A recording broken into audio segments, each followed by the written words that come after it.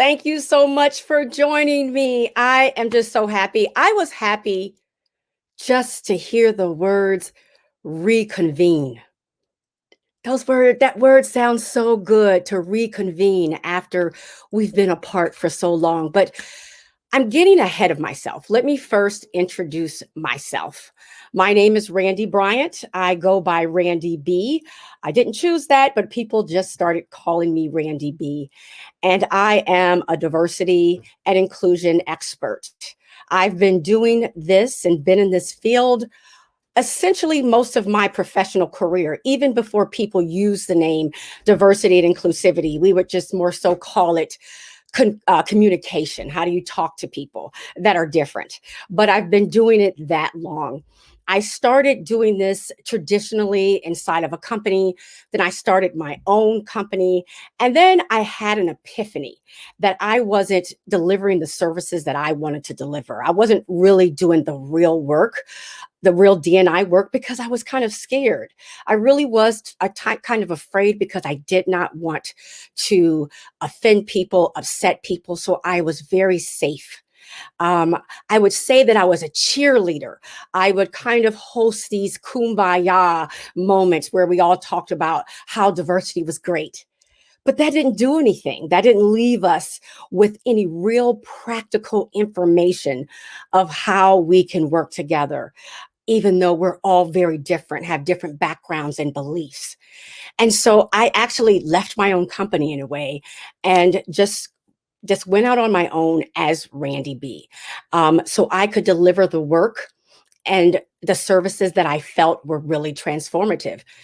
And to be honest, I didn't know if I'd get any work, but I was fortunate. I was able to travel around and give speeches. To many large companies. I wrote a couple of books and I was kind of enjoying myself. And then 2020 happened. So let's talk about 2020.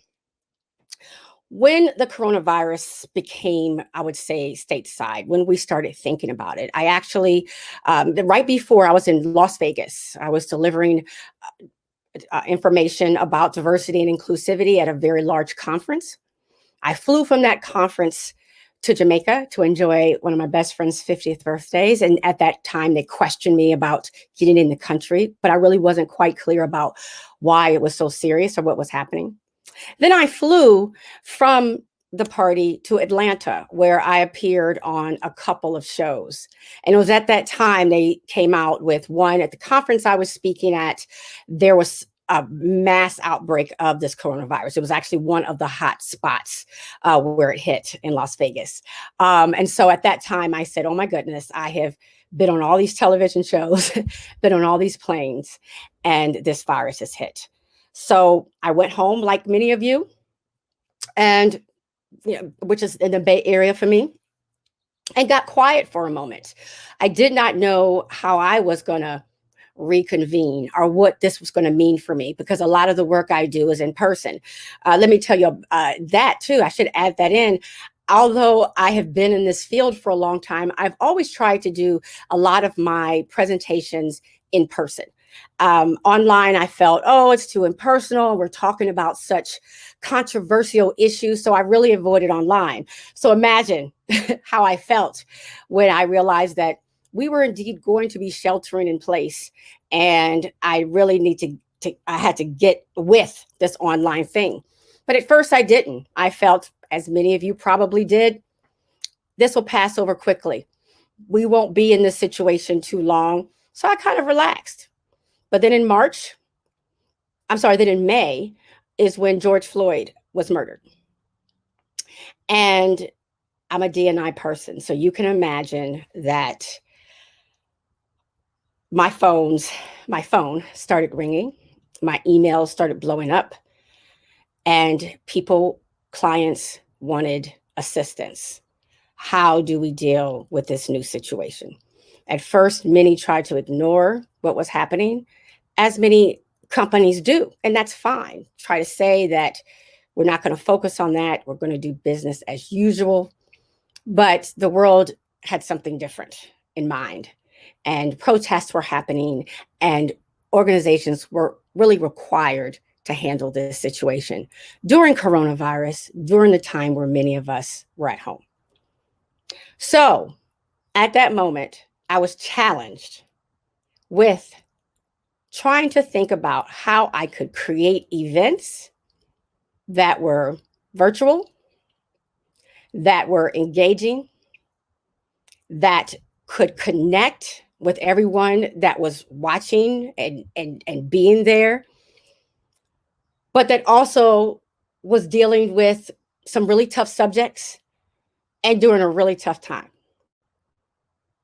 So I was stressed, to say the least. How do I do this? How do I make this work? So I spent a lot of time thinking about this, and I'd like to share some of those, lessons that I learned with you today. Some lessons I probably already knew, but they were reinforced during that period. And so I want to share with you what I learned today. So one, I just want you to think about how you felt. You can write it down, you can write it in the chat. But how did you feel at that moment, around this time of May, where it seemed to me that the world was definitely changing dramatically? It was like, are we going to cripple under this? The biggest time, I'm 50 years old, and it was definitely the most crippling time of my life. So I do believe there's power in naming how you felt, because I believe that you can use those words and those feelings to create better events. Because the events that are going to be the best are ones that come from a place of empathy. I believe that is our most powerful tool as you are planning these events.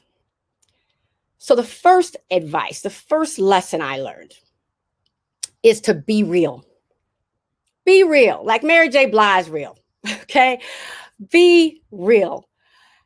And by that, I mean, some of my organizations, some of my clients came to me and wanted to host events that were team building, joyful, just to ensure that people are not losing the bonds that they have worked so hard to create when they were in person. And I understood that. They really wanted to almost ignore what was happening in the world.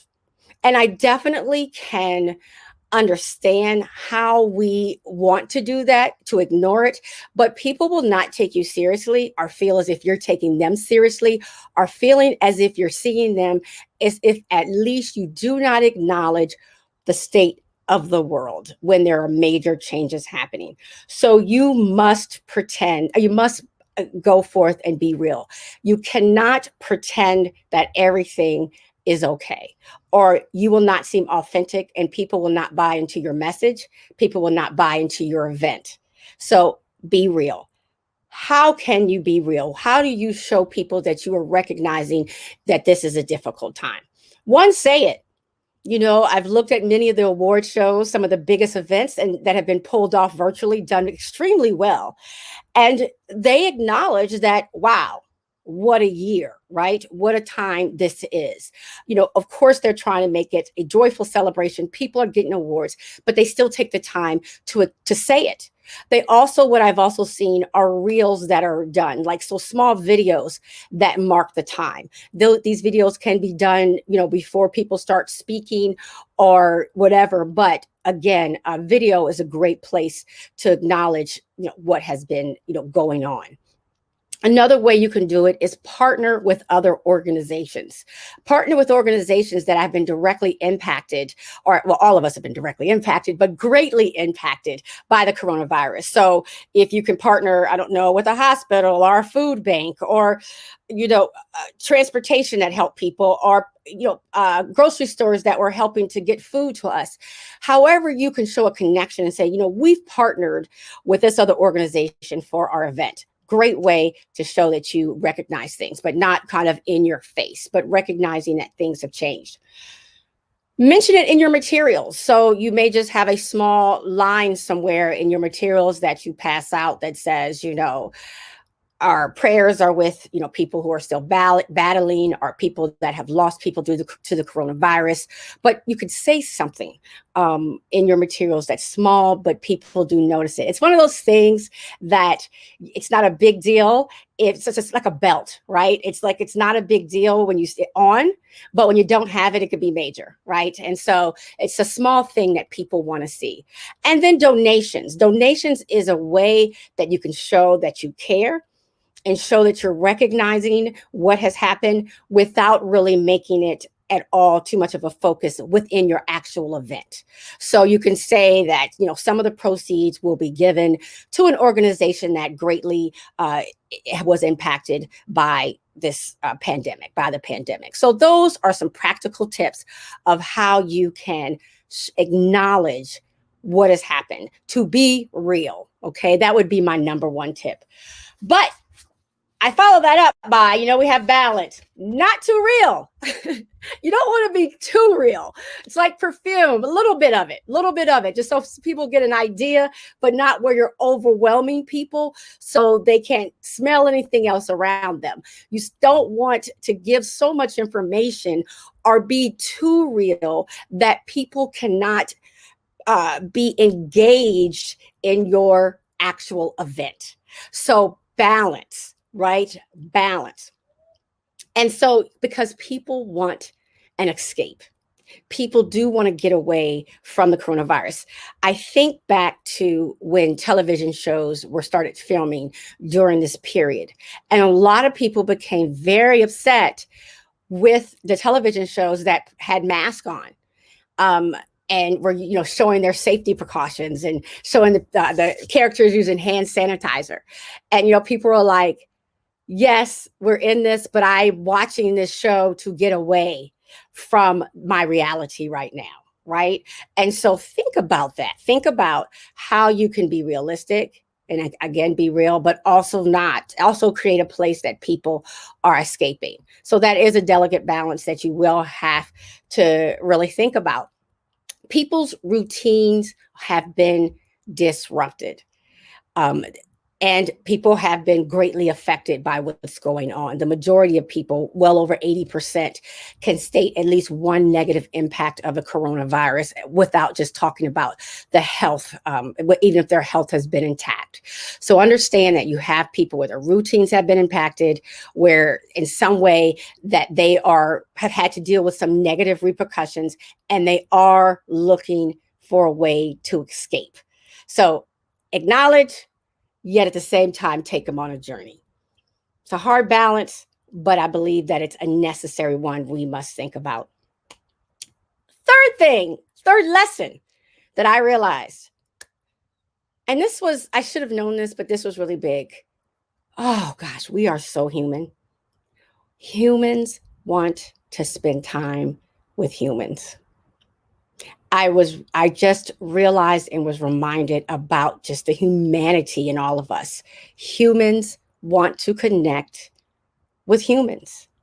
And it's important to remember that. So while you may have some trepidation about getting back out there and planning these events because of all we've been through, you just must realize and remember and remind yourself, at the end of the day, we want to connect. I will tell you that I was working with several clients during this period, and I would host training sessions that I do 30 by 30s oftentimes, where I'm presenting for 30 minutes and then we talk for 30 minutes. When I tell you, I could not get people off of these Zooms. I could not get people to disengage. Because sometimes I would even try to do these events back to back. I had to stop, because what I realized is that when you gave people time to engage with one another, they did it because they missed human interaction. They missed talking to one another. They missed seeing each other. So as much as you can, right? Remember that. That is so important, because and we'd be talking about really difficult subjects, the kind of subjects that people usually just jump off, If I'm a diversity and inclusivity person. That means we're talking about tough things like racism and sexism, women in the workplace. I mean, not like, haha, let's have fun kind of topics, but you could not get people off and not be engaged because people do want to do that. And I think it's important to let people know people do want to reconvene. People do want to engage again.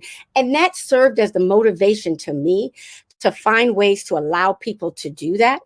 People want to feel, when I talk about diversity and inclusivity, really people want to feel that connection. People want to feel included in something. And even if that something is complaining about the things they've been to in that something. So when you plan your events, think about as many ways as you can that people can reconvene, people can connect again, right? But this is going back to being real. People also must feel comfortable. This is lesson 4.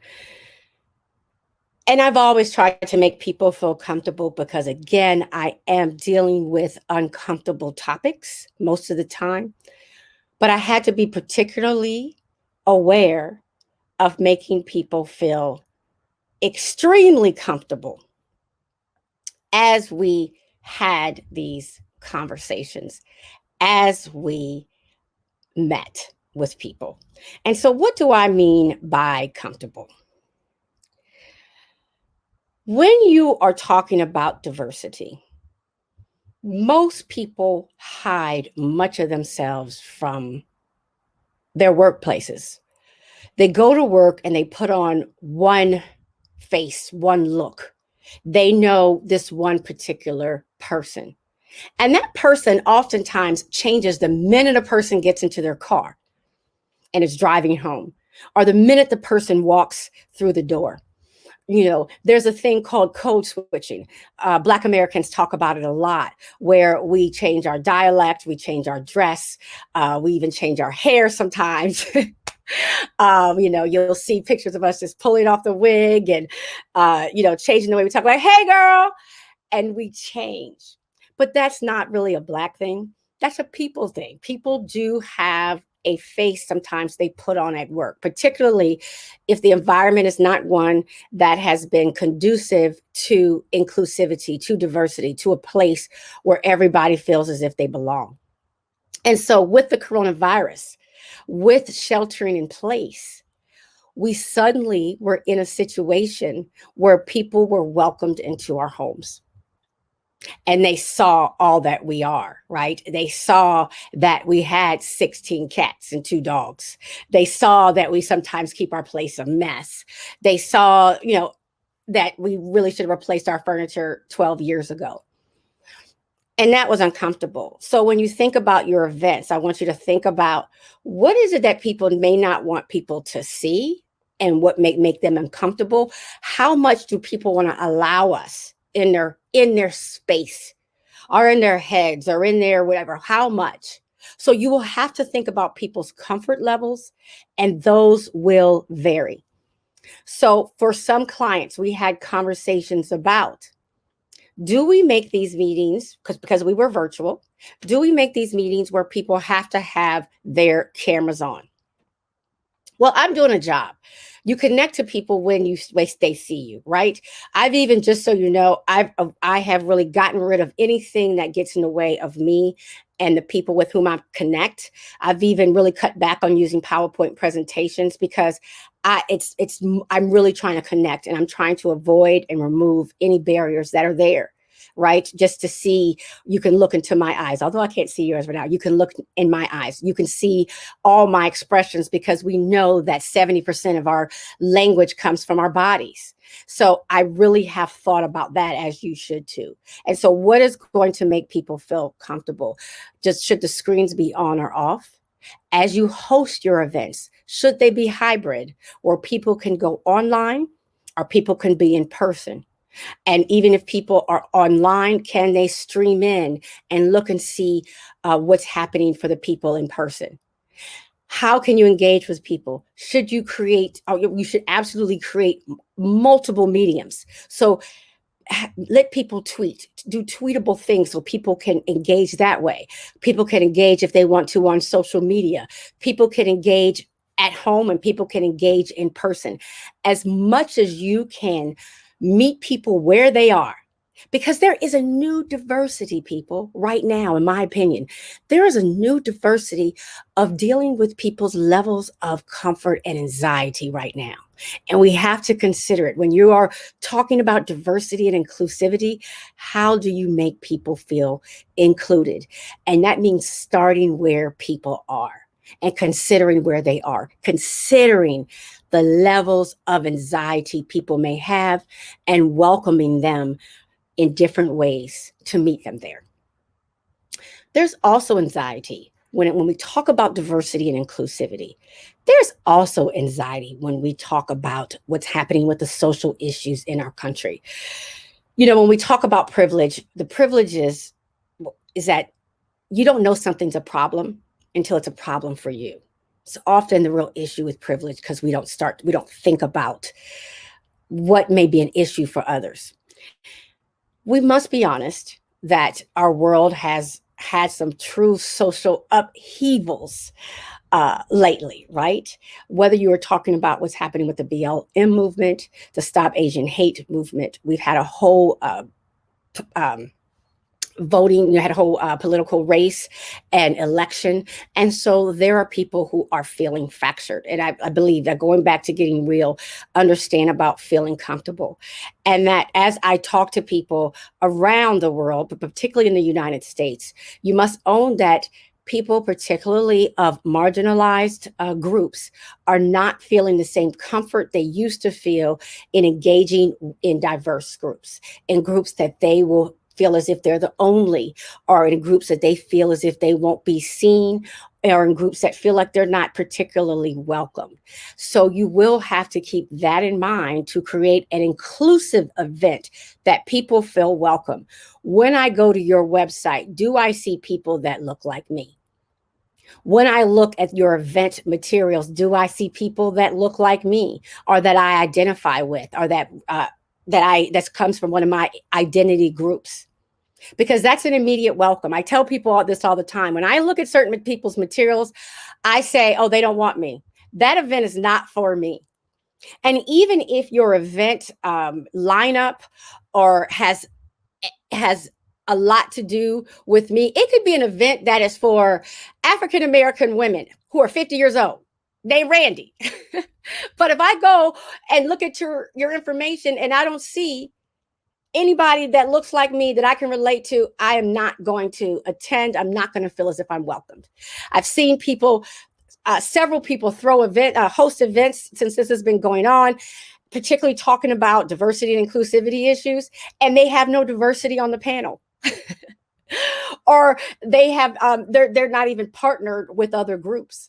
And I was like, okay, that's an immediate fail. So you must be very, very conscious about how you're shaping the event, and does everything you do say welcome wherever you are, whatever, when it comes to diversity, whatever anxiety level you're having right now, that you're experiencing right now, because understand that is extremely real, that we must consider.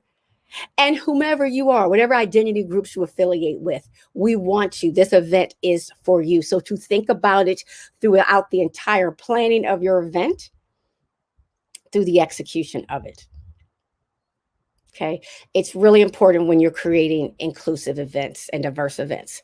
Another tip when you're trying to create diverse and inclusive events, I would suggest warming up. It takes people time. So while people are like, I am so ready to go, some of us are like, yes, we are ready to go. There's some people who are like, we're ready to go, but I don't know, right? I want to go, but I'm kind of scared. I don't know how to feel.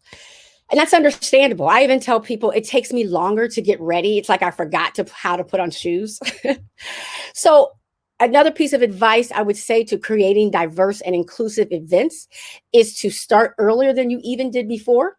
Give people time to warm up and start to engage people earlier in softer ways. So don't just say, hey, we're having this fantastic event downtown on Thursday at 6 o'clock. You want, before that date arrives, that you have engaged, you have done warm engagement, warmed up your audience prior to coming. Because again, I believe the diversity of people that are coming to events is wider because we're dealing with other issues that we didn't have to deal with before. And people are more aware of their diverse state. You know, I in my classes, it's been interesting. I talk, of course, to many people, and I've had a lot of particularly white males say to me, "I've never felt more aware of my whiteness." Right? Because we've been talking about race, and if it's something that you typically don't have to think about, right? You just go through life and you don't think about it. But recognize now that people are thinking more about their identity groups. It is it's the front of mind for people. So when you create and design events, be aware that diversity is not just a thing that people are talking about. It's not a class you have to take once a year. It's front of mind for people. So create events that start to warm people up because there is a level of discomfort. So we're trying to make people comfortable before they come in. Just exactly like when I do my classes and I'm talking about really tough subjects, I kind of warm people up and I talk about it as softly as possible to get them ready to have the tough conversation. So sometimes it's tough for people to go out. So how can you warm people up? Again, you can host, if you have an in-person event, prior to it, host some online sessions, do a meet and greet, send people products to their homes, tweet out information, write, have blog entries about what's going to happen. Let people know that you're thinking about the real situation as it stands. As we said, getting real. So I talk about anxiety levels. Let people know what your safety measures are. Everything that you're going to do. We talk about anxiety levels when we're talking about the diversity of things. You can actually make a statement. I tell people it's so interesting when the Me Too movement came out. We would make statements about that we're against any form of harassment. You can do that with all things. You can say, like again, those little notes I say that mean so much. That belt, those little accessories that mean to say, we are an organization that welcomes all or celebrates all people. Or let people know, speak directly to it because people are thinking about it. It is real. So again, create these events that you're telling people, I want you, I need you. I'm seeing when you talked about how you felt during this area, people said they were overwhelmed, that they were sad, that they were anxious, that they were scared. Some people leaned in and said, how do I do better? And that's what you want people to think about. Be real. And then you show people how you get over and how you push forward. I always tell people over and forward when we talk about these events. I do want to answer your questions. And I see I'm running out of time because I definitely want people to be able to ask specific questions about what's going on in this world. I see this. Yes, and yes, and diversity and inclusion is nothing new. We've always been talking about diversity and inclusion, but I will say now that if we're honest, a lot of people, it was the back of mind. It is front of mind. And if it's not front of mind to you or your organization, it needs to be because it's front of mind for other people, even if they don't realize that's what they're talking about. When we talk about reconvening, how do we get to spaces where we feel comfortable again? All of these things we're talking about on the news and at this meeting today is how do we get where we feel comfortable again? How do I feel safe physically? But how do I feel safe mentally? How do I make how to make everyone feel that they will be safe coming here? So if we have people with disabilities who may feel as if they're more prone to getting sick, directly deal with how you are ensuring that safety precautions are being taken for everyone. that you are considering those things. How do we make people feel emotionally and psychologically safe? Again, those warm spaces, the warm up, the meet and greets before you go right into an event can be so powerful during this time. I tell people, Walmart, right? Walmart had this brilliant idea of having greeters that say welcome as soon as you walk in. And you would think, okay, what's the big deal and why would they have this? It's powerful. It's been incredibly powerful. It's been shown to be powerful because we as people want to feel as if we're wanted. And not only just, and people are excited to have us there. It does something to us immediately where we say, you are included. We want you here, right? We talk about events. 40% of people at work feel isolated. At events, oftentimes it's the same way where people don't feel as if they're apart. They see people having a great time, but they don't feel as if they can engage. So you have to provide as many avenues as possible to make everyone feel as if they're included and to provide ways for people to come in and to join your event. Welcome people, ask them to come and let them know that they are appreciated. So please, let's talk. Let me have some questions. And let's just I want to know your specific questions that you have about creating diverse and inclusive events, because I've been doing a lot of that lately. And anything you want to know about specific stories I have.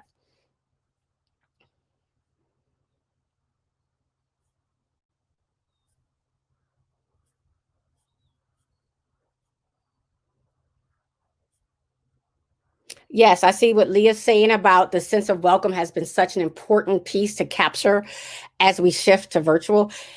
It really has, and it's harder when you are apart, and so you have to think about what I always tell people is, when we talk about inclusion, we talk about how do we make people feel included, but you also can ask yourself, who are we excluding by what we're doing? Who are we excluding? So when you look at your makeup, say, who would not be able to access or feel comfortable for this or in this event right now by the way we have structured it? And then work from there. Look at that problem and then figure out the solutions. And that oftentimes is the way that you can come up with great ideas that make people feel as if we're included.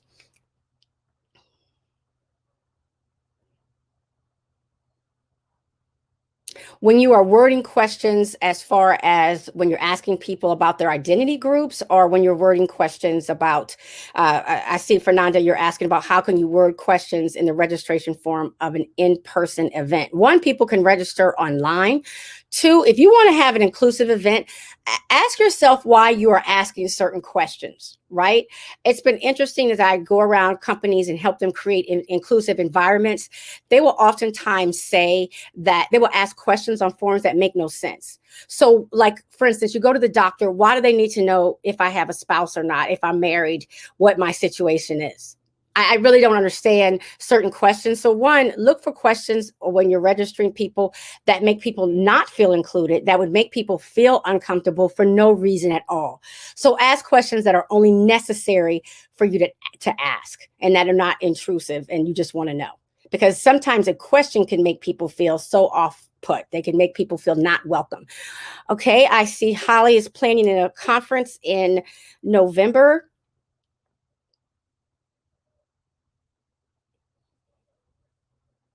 How do you ensure that you have a diverse group? One, you can start with your audience. Start with who do we want to ensure that we're engaging, right? And if you say we want to ensure that we have all races represented, we want to ensure that people know that people of all body abilities are there. We want to ensure, so whatever you're saying, and then your speakers, your panel should reflect the audience that you are trying to reach, are the audience that you're trying to engage with. I liken it to when we go to our children's, if you have kids and you've been to a play or a sporting event, we don't pay attention until it's our kid, right? And then we're like, oh yes, yay. I don't like baseball. My son used to play baseball. All of a sudden I become a fan when he came up to bat, right? And so people want to see themselves represented, and people will not take you seriously about engaging with them unless you've engaged with people like them. So What is your audience? Start always with your audience and what will they want to see. Okay. Um, how can we help you to be comfortable? What can you provide in an environment where you feel like you can belong? I really do like this, Fernanda. Those are good questions to ask people. You know, how can we make you feel more comfortable? Because it is about comfort. It is about feeling as if you can bring your authentic self. And even if your authentic self is anxious, if your authentic self is nervous about this coronavirus, if your authentic self is feeling somewhat apprehensive to engage with people of a different race because you don't feel like you're culturally competent, whatever it is, bring that with you. And so that's another thing. If you notice, I asked you how you were feeling when you got in here. Really have people tap into how they are feeling even before you start the work. Because when we talk about acknowledgement, it's good to have acknowledgement just within yourself. Just within yourself. What am I most interested in looking forward to in 2021? Reconvening people. I love engaging with people. I'm looking forward to events like this and events in person, seeing people, and also traveling. I love to travel, and so to really just see more of the world and see people. And I'm always liking to engage with people who are different from me because it keeps me sharp. But yes, reconvening, I'm looking forward to. Working with spaces to ensure that you're on the same page. You can oftentimes choose spaces dependent on, I would use it as a bargaining, to choose the spaces depending on their commitment to diversity and inclusivity. They've been doing this forever in the government. Large corporations do not even consider contracts working with people that aren't diverse and don't show a commitment to inclusivity. So you can ask people, and trust me, if people get asked this question a lot, they will ensure that it gets done. Say, we are considering several venues for our event. We'd like to ask you these questions. What is the diversity here? Right? What is the diversity here? Two, have you trained? Because sometimes people will provide certain hosts and hostess with the event space. Have they been provided with unconscious bias training, or what trainings have they been through to ensure that they can treat all of our guests equally and kindly? You can ask those questions. Let me see the facilities that are there to accommodate. Do you have gender neutral bathrooms? Do you have bathrooms that will respond to people of all abilities? What about people, so you ask specific questions, and as people realize that this is a demand and it's important, they will catch up to you. If they're not there, I promise you they will catch up to you, because that's how business is. It's still supply and demand. Demand that they supply for you the resources and the event space where you can have events that are open to all people. Explaining the importance of DEI training for fellow planners and to incorporate. Okay, if someone doesn't get the importance of DEI training now, I don't know, just send them to me. Show them all the lawsuits. Show them the amount of money that is spent every year correcting mistakes, and how costly it is. Show them the number of people that will not go to events that they don't feel safe in. Show them the statistics of what happens when there is diversity versus when there is not. There's a bunch of data out there. Feel free to contact me. I'll give it to you. But every business case has shown that diversity works, and every business and is needed and uplifts businesses from profitability to people happiness levels. And every data shows that how people are treated, if they feel a sense of belonging, is the number one need for people. Our number one need for anything is the sense of belonging. So I tell people, we will go to restaurants that don't have great food because they make us feel comfortable. We feel comfortable there. Right? We go and do the same places all the time because we feel comfortable. Remember that sense of belonging. I don't care if you have fireworks, everything at your event. If people don't feel comfortable as if they're included, it will not be successful. Okay. When you want to invite people to speak at your events that are diverse, because you want to have people, you want to have a diverse panel. Be honest. People usually know. Right? People know. I mean, we can tell if someone has invited. Just say, And be honest about you. Say, we've had these events and we've learned. We didn't have events that were as diverse as they should be, and we made a mistake and we're trying to do better, and we are committed to doing better. We would love if you could join our panel, and we're going to ensure that going forward, we're going to have events that reflect the audience and society as a whole. Be real, because people see it. People are aware of what's happening. Okay. So again, be honest with people, be transparent. We're asking people to bring their authentic selves. You too, be authentic, because people can tell when you're not. I believe that as I've gotten older, I've become a better trainer and strategist with companies to create inclusive and diverse spaces, because I'm actually authentic. I'm very honest about where I am and how I'm trying to get better, because we're all in progress, right? There is no award for you have passed, you have won the crown of being perfectly approachable and culturally literate for all people. It doesn't exist. So just always speak from a place of in progress, but trying to get better. And people will engage with you in that way. Books and publications that you can read. Oh my goodness, there's so many. Never Says by Randi Bryant is great. Things You Should Never Say. It's a practical guide I created. But also I love Anti-Racist, of course. That's great. I love this book called Cast. That's incredible. I don't believe there needs to be books specifically for meeting planners to talk about D&I. You will be more comfortable engaging with different people the more you arm yourself with information. There's also, I would say, maybe not books, but YouTube. There's so many videos. Google what you want to learn about, and they're just videos come up. They're quick, they're to the point, and they're real. They're excellent. Inclusive. I'm here. I see it, and I'm sorry I'm jumping, but I'm trying to get your questions as quickly as possible. Inclusive events that are online. How do we host those? You can have subtitles. I oftentimes use them.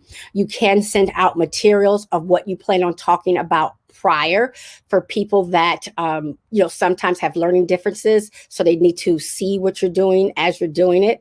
You can have PowerPoint, or you can connect in real time. That's going to be a call for you. You can send materials out later. You also can allow some people to be on screen, some people to be off screen, depending on how they feel. Allow people to ask questions in multiple ways. They can submit questions prior to, online, afterwards. Send out materials, I said, later. And also, if the session is recorded, to allow people to see it later. Some people won't do that. Allow people to see it later, because sometimes they're most comfortable later on, and they can still engage. You can give people a day pass. They can buy a day pass if you want. And they need to engage when they feel able to do it. Again, we're talking about starting where people are, but providing people access in all sorts of ways. That's what you're trying to think about. We think about fire exits. How can people get out? And we strategically put them around the building. You want to say, how do I get people in? Think about that same way. How do I get people in? We are almost at our time. I could probably squeeze in one more question. But what I will say is that all of this, you just have to amp up your efforts in ensuring that all people feel comfortable. And to help people feel comfortable is to be real about where we are, and then to be excited about where we want to be, and taking those steps in between. That's really what it is. That's what I've been doing, is just really trying to think about, where is everybody right now? How are they feeling? Where are they authentically? I know people are anxious. I'm anxious. I know some people are excited. And I know that I have to if I want to create a great event, I know that I have to speak to both of those people. And honestly, those people could be the same person, because it depends on the day, right? So you're trying to engage with the people who are anxious and the people who are excited, and excited for all different reasons. But our diversity has heightened. It's people are more aware of it now. And so we must heighten our efforts to make people feel more included. So start early, warm people up, and just be aware. Be aware, but definitely reconvene because people do want to move forward. People do want to move forward. So I appreciate your questions. I appreciate you being here with me today.